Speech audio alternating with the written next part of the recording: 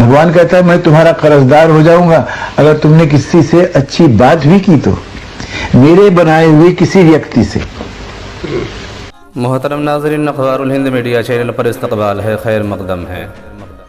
मुअज़्ज़ज़ नाज़रीन, मोहम्मद यूसुफ खान साहब उर्फ दिलीप कुमार दुनिया में तो नहीं रहे, लेकिन उनकी बहुत ही कीमती और अहम बातें जो दिलों को छूने वाली हैं, वो लोगों की दिलों में, लोगों के सीनों में महफूज रहेगी।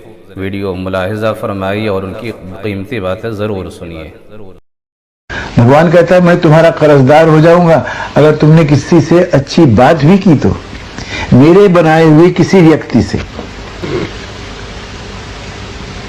ये कहाँ का धर्म हुआ कि हम बोलेंगे मिटाओ, लगाओ आग और छेड़ो इस तरह के अफसाने और कहानियां और जमा करो लोगों को और उनमें इश्तियाल फैलाओ। ये देशद्रोही हम नहीं कह सकते हैं, हम तो कहते हैं कि ये इंसानियत को बर्बरियत और दरिंदगी में बदलने वाली कोशिशें हैं। ये मुल्क के हित में, हमारी तहजीब के हित में और हमारे मुस्तकबिल के लिए, हमारे आने वाले दौर के लिए ये एक तबाहकुन निशानी है। वो उस तबाही के बिना लोग जो हैं, कई मुल्क ऐसे हैं तारीख में आपने देखा होगा कि उनको तबाह और बर्बाद करने के लिए, वो चाहे यूनान में हो, वो मिस्र में हो, वो चाइना में हो, बाहर से कोई पावर्स नहीं, अंदरूनी तौर से उनमें एक ऐसा खलफिशार पैदा हुआ था।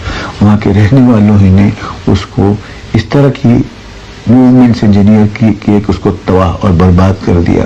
और वो कुरान में लिखा कि तुम उनके असरात अब भी देखोगे, क्योंकि तुम्हारे देखने के लिए और इबरत हासिल करने के लिए हमने छोड़ रखे हैं अब भी जमीन के ऊपर ऐसी कुछ बोसीदा इमारतें जिसमें सल्तनतें रहा करती थी एक जमाने में, कि आने वाली नस्लें जो हैं उनके लिए हम कोई इसी तरह के एक आसार कदीमा इस हिंदुस्तान को बना देंगे।